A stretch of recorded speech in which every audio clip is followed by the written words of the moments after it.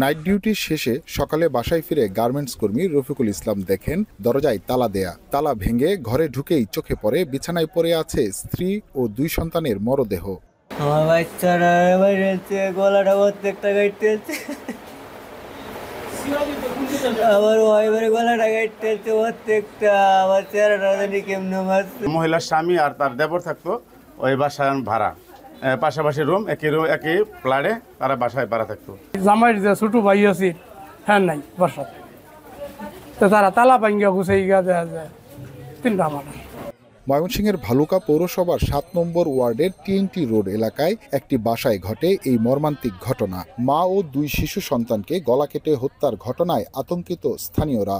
ডাক্তারটা খেতে গেছিলাম, ওইখানে খবর গেছে যাতে আমার বোন এবং বোনের বাচ্চা দুটোকে জবরে ফেলাইছে। বিয়ে হয়ে গেছে 10-12 বছর হয়ে গেছে, এর ভিতর হাজব্যান্ডের সাথে কোনো একদিনও ঝগড়া হয়নি বা কেউ কারো মারেও নেই, কোনো কিচ্ছু না, সব ভালো, সব সময় ভালোই থাকতো। আমার বোন জামাই ওকে চোখে হারাইতো। আমার বোন মারছে, বাগনি মারছে, আমরা খুনের ফাঁসি চাই। আমরা করতেন কিচ্ছু চাই না, আমরা খুনের ফাঁসি চাই। আমার বাপ আছেন না, আমার বাগনার আমরা আব্বা রাখছি।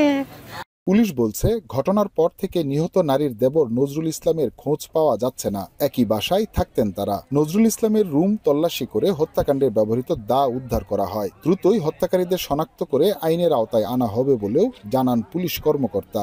ধরেই নিচ্ছি যে তারা যেহেতু নিকটাত্মীয়, তাদের ভিতরে পারিবারিক কোনো বিরোধের সূত্র ধরেই এই ঘটনা সংঘটিত হতে পারে। নিহতরা হলেন রফিকুল ইসলামের স্ত্রী ময়না আক্তার, 2 শিশু সন্তান, 4 বছর বয়সের রাইসা আক্তার ও 2 বছরের ছেলে নীরব মিয়া। রফিকুল নেত্রকোনার কেন্দুয়া উপজেলার চেলেরঘাট এলাকার বাসিন্দা। তিনি ভালুকার স্থানীয় রাসেল মিলে চাকরি করতেন। হুসাইন শাহিদ, যমুনা নিউজ, ময়মনসিংহ।